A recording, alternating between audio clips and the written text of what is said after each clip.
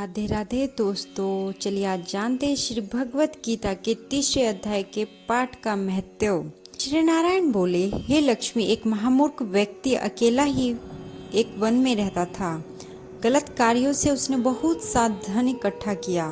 इसी कारण से वह सब धन खर्च होता रहा। अब वह व्यक्ति बहुत चिंतित रहने लगा। किसी से पूछता कि ऐसा उपाय बताओ जिससे पृथ्वी में गड़ा धन मुझे मिले। किसी से पूछता कोई ऐसा उपाय बताओ जिससे लगाने से पृथ्वी में गड़ा धन दिखने लगे। अब किसी ने कहा मांस मंदिरा खाया पिया कर। तब तक वह खोटा कर्म करने लगा, चोरी करने लगा। लालसा कर चोरी करने गया। मार्ग में चोरों ने उसे मार दिया। तदंतर उसने प्रेत की योनि पाई। उस प्रेत योनि में उसे बड़ा दुख हुआ। वह वट वृक्ष पर 7 दिन चिल्लाया करता कि कोई ऐसा भी है जो मुझे इस अधम देह से छुटाए। कुछ समय बाद उसकी पत्नी जो गर्भवती थी, उसने एक पुत्र को जन्म दिया था। जब उसका पुत्र बड़ा हुआ तो एक दिन अपनी माता से पूछने लगा। उसने पूछा, मेरे पिता क्या व्यापार करते थे?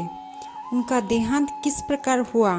तब उसकी माता ने बताया कि हे बेटे, तेरे पिता के पास बहुत धन था, वह सब यूं ही जाता रहा। वह धन के चले जाने से बहुत चिंतित रहने लगे। एक दिन धन की लालसा में चोरी करने गए, लेकिन मार्ग में चोरों ने उन्हें मार डाला।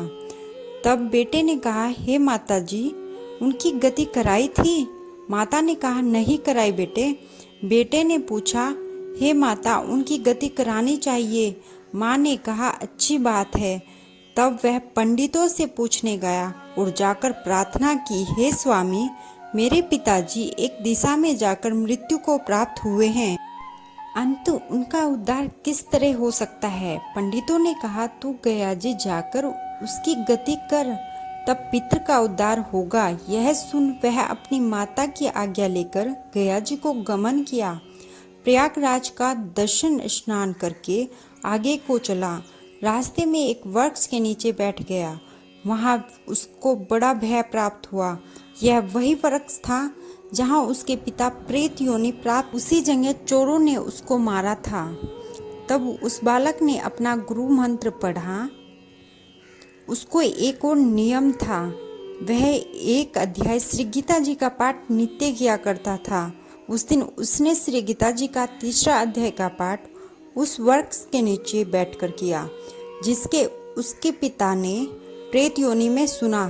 तो सुनते ही उसको प्रेत योनि छूट गई। उसका शरीर देवताओं के समान हो गया। स्वर्ग से विमान आए और विमान पर बैठकर पुत्र के सामने आया। आशीर्वाद देकर कहा, हे पुत्र, मैं तेरा पिता हूँ जो मरकर प्रेत हुआ था। तेरे इस पाठ करने से मुझे देवताओं के समान शरीर मिला है। मेरा उद्धार हुआ है और तेरी कृपा से मैं स्वर्ग को जा रहा हूँ। अब तू गया जी को अपनी खुशी से जा। इतना सुनकर पुत्र ने कहा, हे पिताजी, कुछ और आज्ञा करो जो मैं आपकी सेवा करूँ। तब उस देवदेही ने कहा, देख, मेरी 7 पीढ़ियों ने पितृ नरक में पड़े हैं। अब तू श्री गीता जी के तीसरे अध्याय का पाठ करके उनको भी इस दुख से मुक्ति प्रदान कर।